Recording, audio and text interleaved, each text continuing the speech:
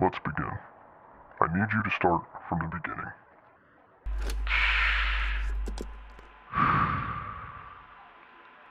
So you want me to tell you about Vostok, huh?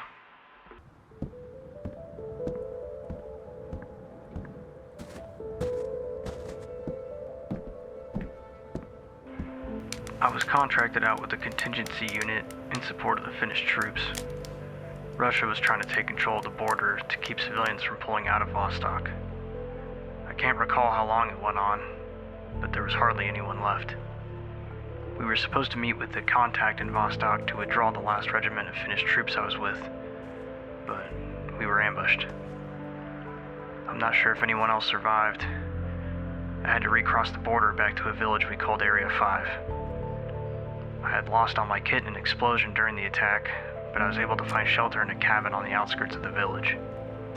My remaining rations lasted about a week. Luckily, the cabin had an old shotgun and some meds left behind from before the invasion. I didn't really realize how deep I was in. I just knew I needed to survive.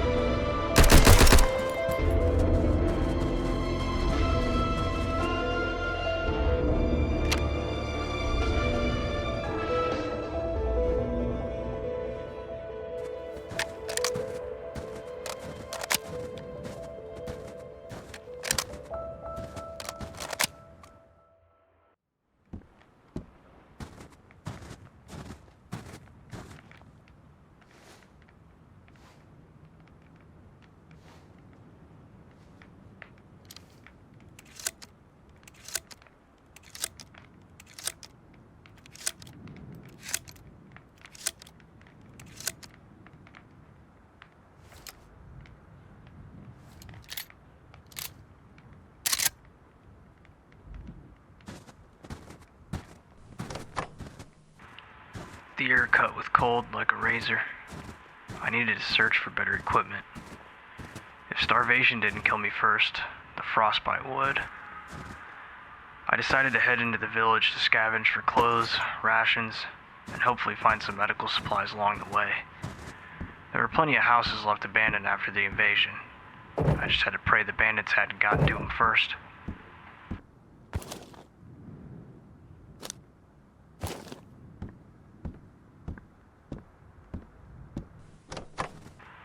Over time, the village seemed docile. Some would even think it was peaceful, up until the smell of rotting corpses and decay pierced your nose.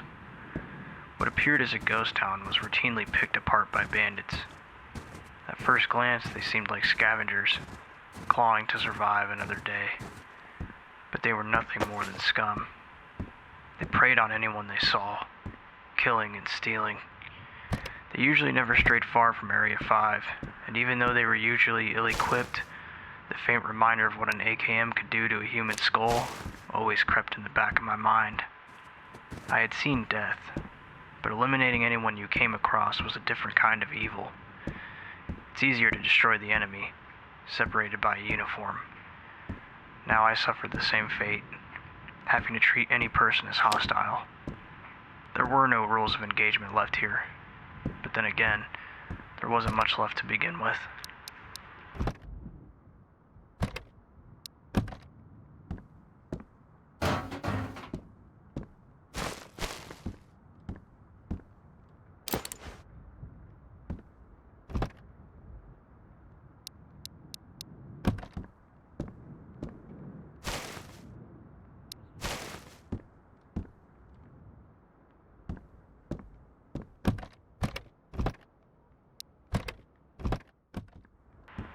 continued through the first section of structures within the village.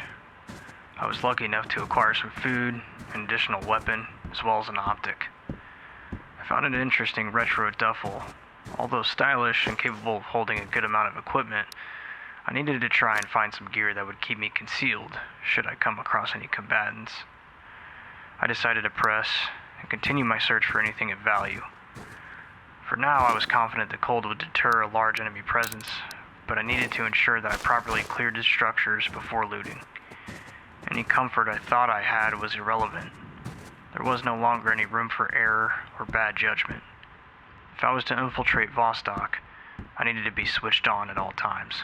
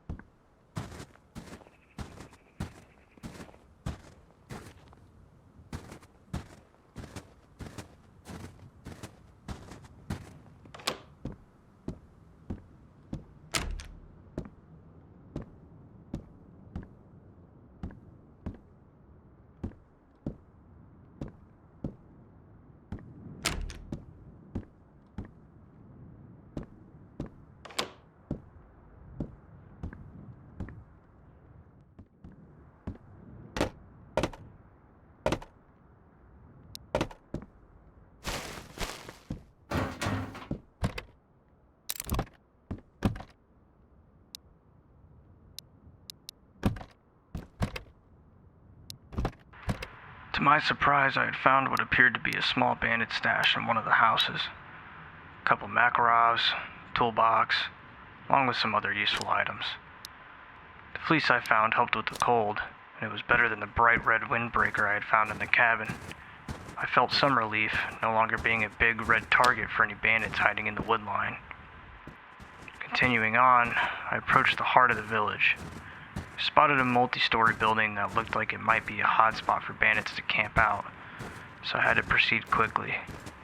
Last thing I wanted was a kinetic situation without the proper firepower, but I needed to find more gear.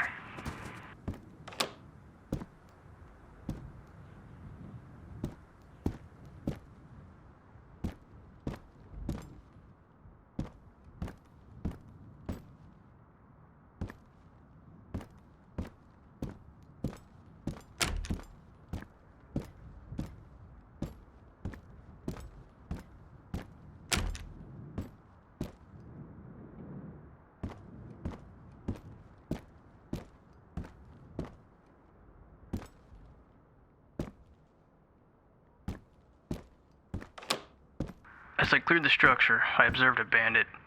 It appeared as though he had died in his sleep from hypothermia, but the true cause could never be known.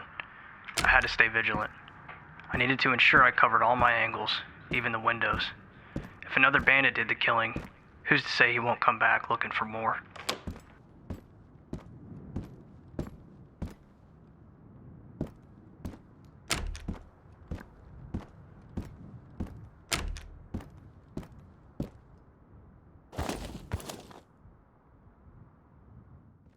The second bandit lied dead in an old sauna.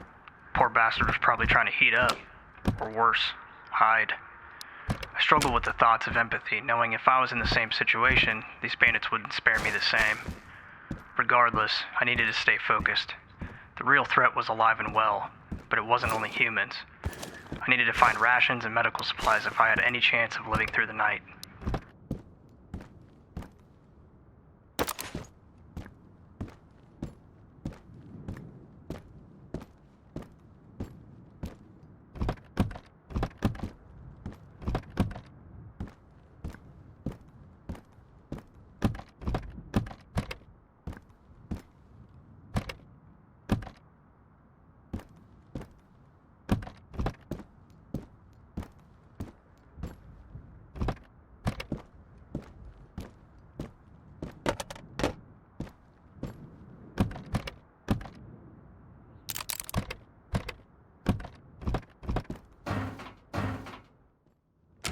needed to head back outside and continue searching other structures.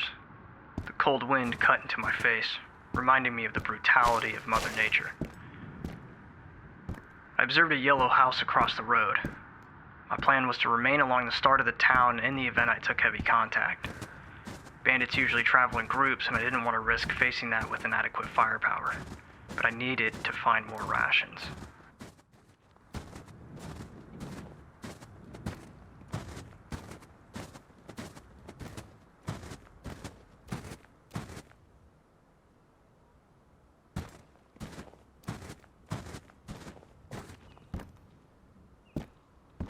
Upon entry, I noticed another bandit slain within the hallway. I needed to clear the structure swiftly before looting. I tried maintaining a confident mindset and utilizing my prior training. If these bandits were run-of-the-mill, I should be able to get the drop on them. But the last thing you'd ever want to do is underestimate one.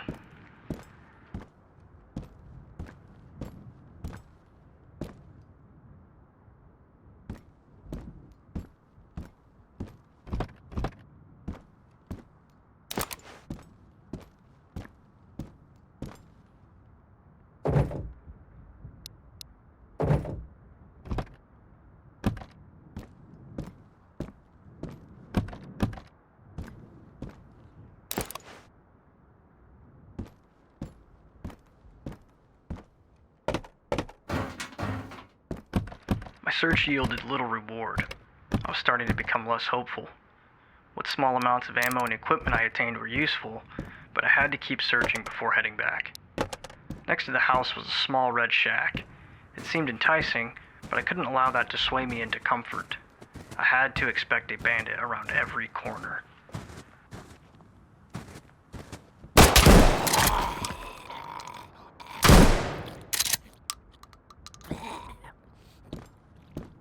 It was my first kill in the village, although I immediately noticed another dead bandit across the room where I was.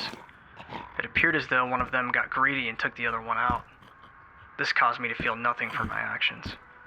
I was killing to survive. They were killing for greed. After checking the area, I decided to head towards a contact known as the generalist. I needed to see if he had anything of use.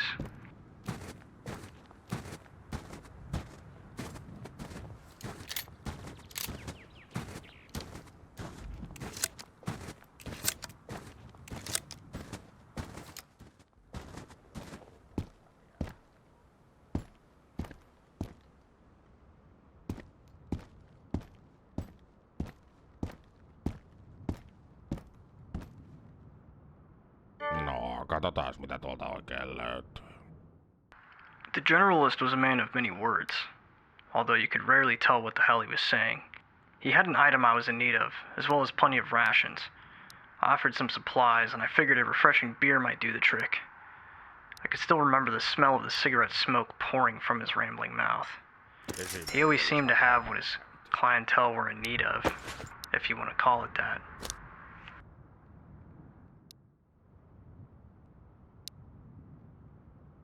Nopeaa ja helppoa, kiitokset.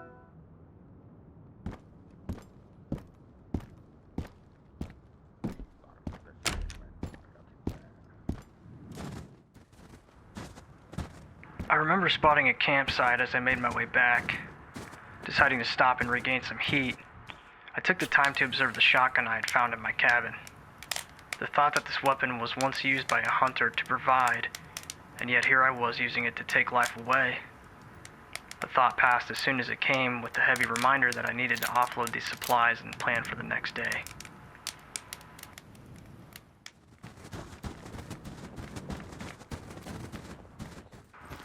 Once I was back, I couldn't help but to feel a false sense of comfort, almost like this was my new home, but the threat was still out there. I took the time to organize and stash some of the equipment I had acquired from my last run. It wasn't pretty, but it was better than nothing. I wanted to rest, but I couldn't help but think about my squad, especially the Finnish troops. They were always looking for the next objective, unwavering in their duties. It made me realize the hard truth. Nobody's coming to save me. I decided to head back out and scavenge for more equipment.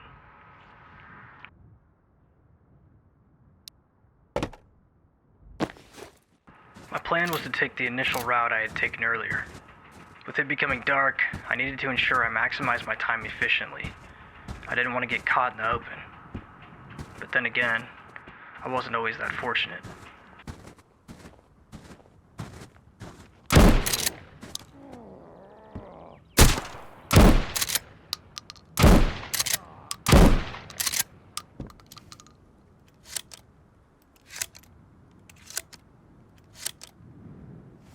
The bastard ran into the adjacent house, but I could hear his groans of pain. I realized I could gain a position of advantage by flanking the house from the front side, hopeful that he was more focused on his pain than hearing my approach.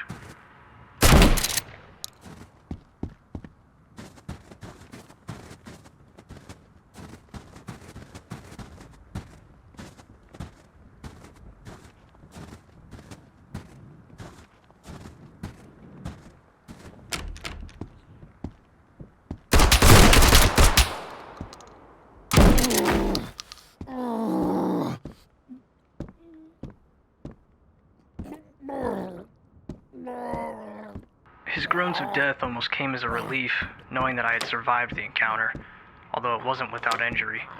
I needed to patch myself up before continuing on. Luckily, I had found some cigarettes to help displace some of the adrenaline.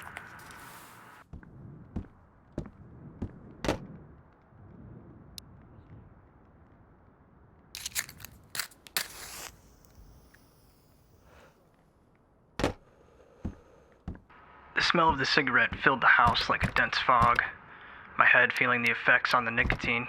I couldn't believe that the bandit hadn't gunned me down with the MP5, but I'm sure I just got lucky. At least it would provide useful for me. It was always nice to have a backup with a little more range and precision. I had to keep moving though. It continued to grow darker, and I'm sure I just rang the dinner bell for anyone else hiding in the village.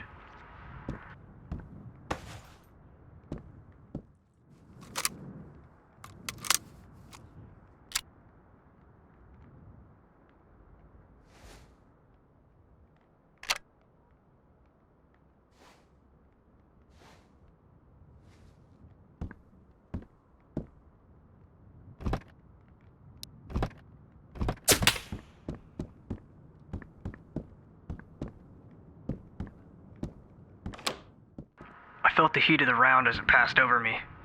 One moment you're occupied, distracted, and the next, well, it seemed as though someone wanted to punch my ticket. The report came from across the road, but I couldn't identify the exact location of the shooter. I needed to move, but I quickly became the hunted. I swiftly identified an avenue of approach that offered me concealment so that I could attempt at closing the gap. It felt like a game of cat and mouse. He obviously had better range with his weapon, and I didn't know if there were any other hostiles in the area, so I needed to act fast.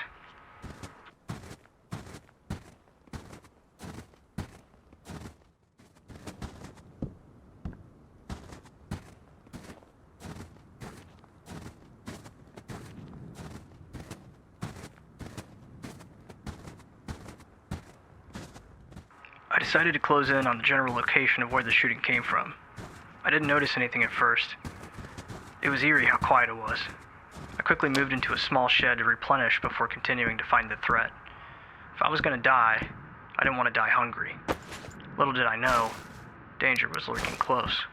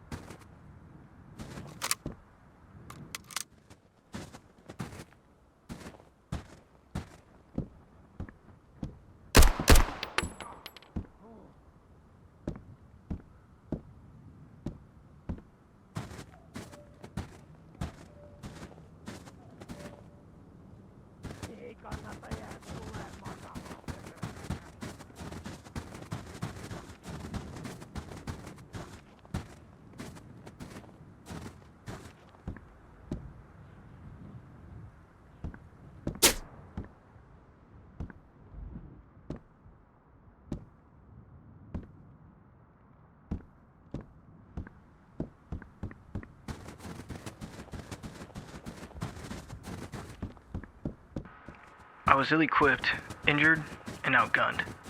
I needed to fall back to the cabin. The darkness started to seem like an ally to the enemy, almost as if it was fighting for my demise alongside the bandits. I had just enough equipment to hold a steady chance at clearing the rest of the village the next day. I needed to ensure I acquired enough equipment to sustain me if I wanted to enter the border zone.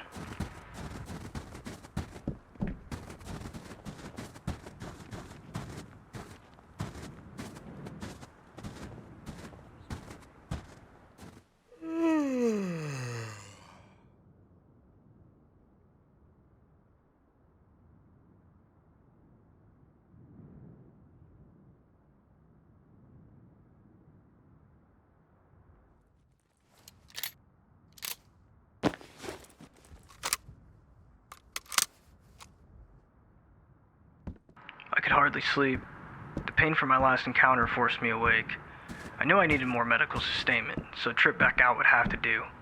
I remember the moon bouncing off the snow like a gleam of hope in the winter hellscape. I needed to see what the generalist had to offer. What he didn't have in medical supplies, he made up for by having a bedroll. This wouldn't necessarily help me now, but it would prove a vital item I would need later on. Hyvät kaupat tehtiin.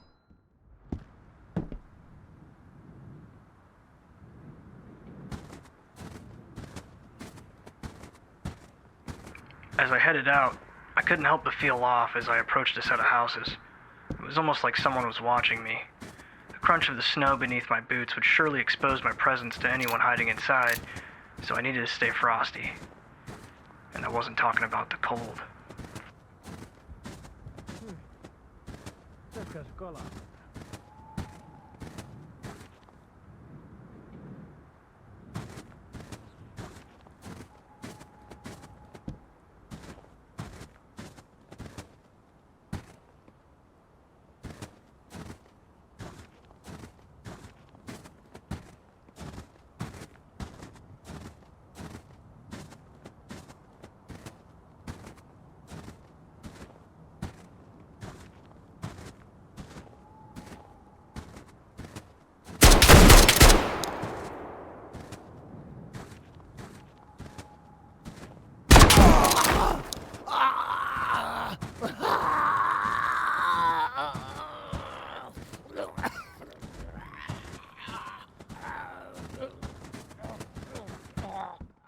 I could hear the moment the bandit slipped into the darkness, his groans echoing into the expanse of the woods. I didn't have time to process the act of killing. Survival was the only priority, and I needed what was once his. There was no longer guilt from killing anymore. He was the third in one day, and I realized it wouldn't be long before I started to lose count. The bandit once wielded an AKM, which I promptly claimed as mine. I was starting to make some progress, and having a rifle meant a higher chance of survival. I began to feel the fatigue after the adrenaline started to fade. I quickly topped off my MP5 before heading back to the cabin to plan out my next run.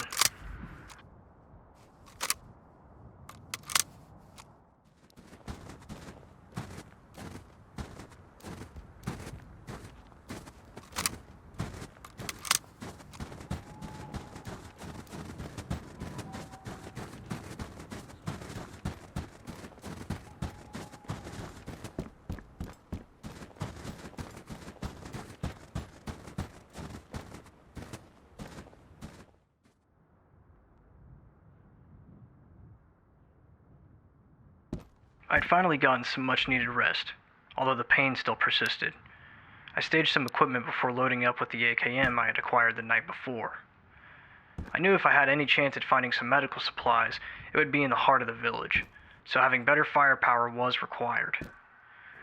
I organized some items, checked my ammo, and prepped one of the Makarovs I had collected. I was scarce on ammo, so having a sidearm in a pinch could provide useful.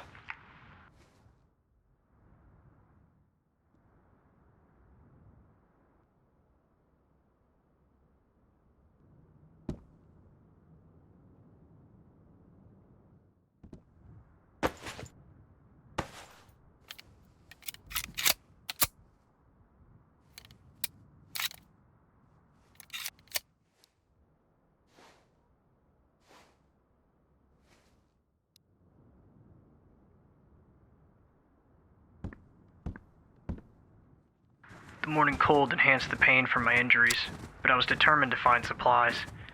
I needed to be systematic and thorough on my searching, ensuring no container, shelf, or bag were overlooked. Although I was far from prepared to make the journey across the border, the village constantly reminded me just how dangerous this territory was. There was no room for complacency here. The only constant was death, but I was determined to mitigate that at any cost.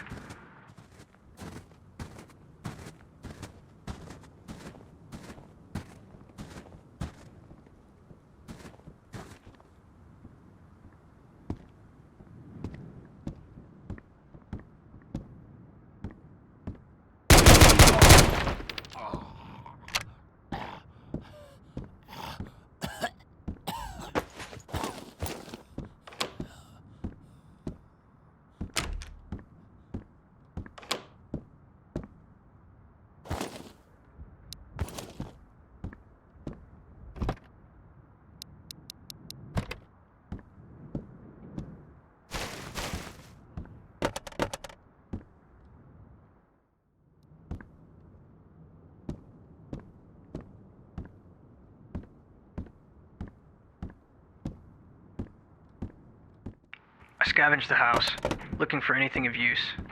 Luckily, I found a good amount of cold meds that I promptly consumed. It only brought slight relief, but that was better than nothing.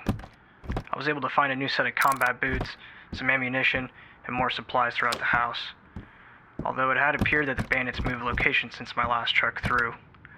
I wanted to check out the new rifle I had tamed from the bandit earlier, but I figured other bandits might be headed towards the area after hearing the engagement. I needed to keep moving and try to find more medical supplies.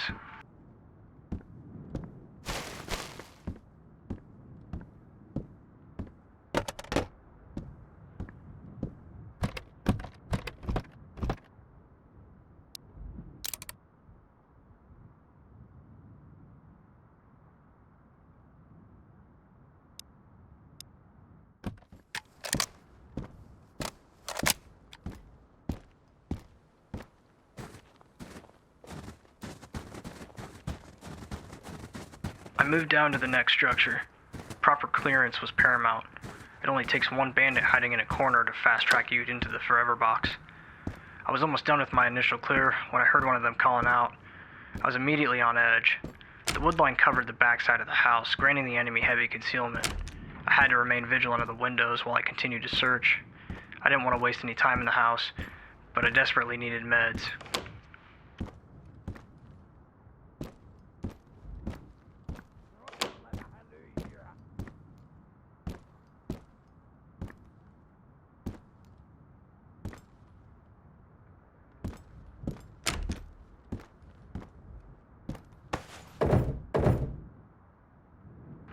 I took a moment to observe the weapon I had taken off the bandit from the prior house. Initially, I figured it would provide better use in an engagement due to its modern, more polished build-up. But I had a choice between more ammo or a nicer gun. I chose the latter before trying to get a visual on the threat outside. I conducted a short scan before securing the back entrance. I needed to finish securing the structure, and if I could find medical supplies, I'd have a better chance of pushing an engagement.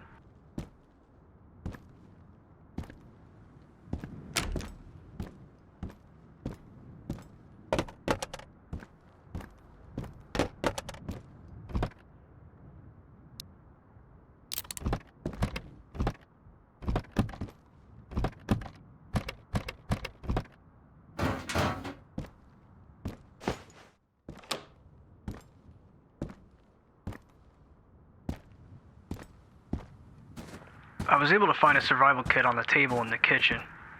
Although I would need it later, I decided to patch myself up fully before moving forward. I moved toward an old, torn-down shed. There wasn't much of anything there, but I needed to ensure I checked everything I could. I finished searching the area before crossing the street to reach the other side of the village. Up until now, I hadn't been able to search those buildings, so I was hopeful they would turn up with some good equipment. I stopped to search a dead bandit along the fence line before advancing to clear the first house.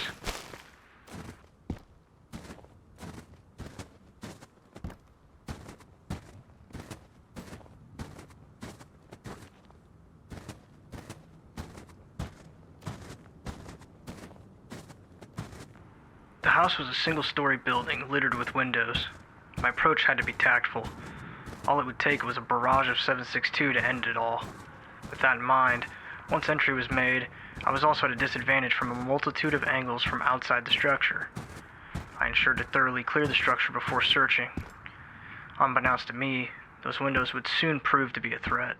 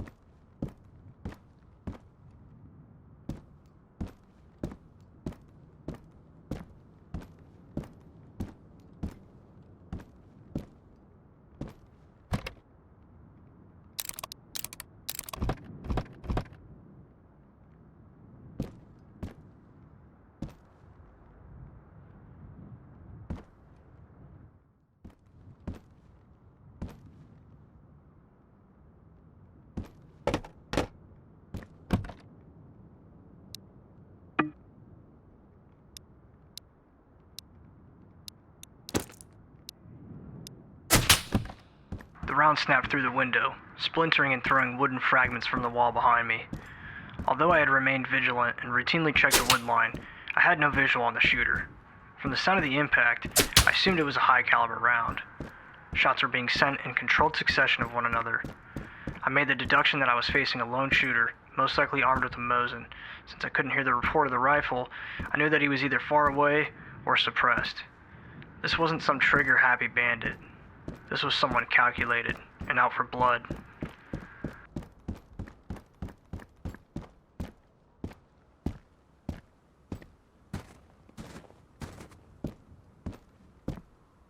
I needed to relocate, and fast. I pushed across an open area, exposing myself to the shooter. Luckily, I wasn't engaged. Assuming he was relocating, I moved into the next structure. I realized I was less exposed in this building and decided to take the time to search before leaving the area. If he decided to push, I could use the building to my advantage. But I also realized he could be setting up an observation point and try to wait me out. But I was confident the cold would be a deterrent from that. I continued searching, came across some weapons and other useful equipment.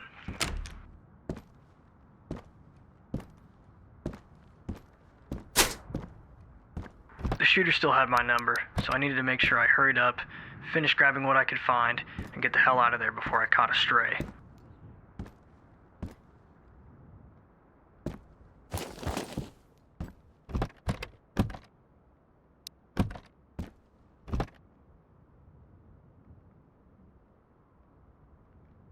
Upon my search, I found some much-needed medical supplies, as well as 2 additional weapons. These items were of extreme importance.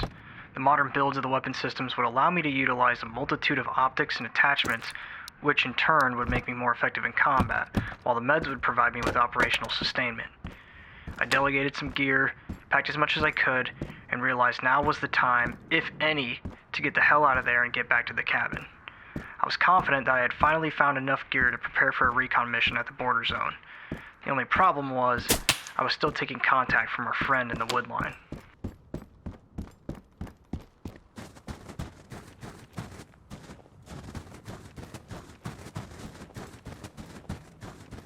I took the most direct route back to the cabin.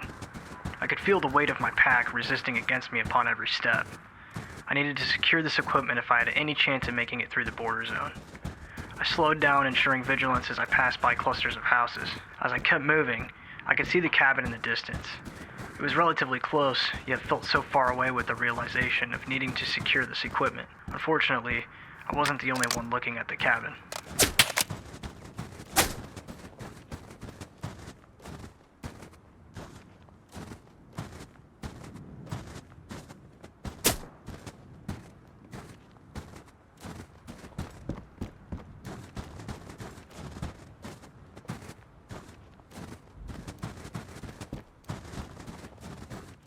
Upon retrograding, I shifted my movement in an attempt to gain a flank on the shooter. I was risking valuable equipment, but this had to be a bandit that was casing the cabin. If I didn't handle the problem, it could come back to bite me when I'm vulnerable. I couldn't risk allowing the cabin to be infiltrated, so I pushed the threat and forced a solution onto my problem.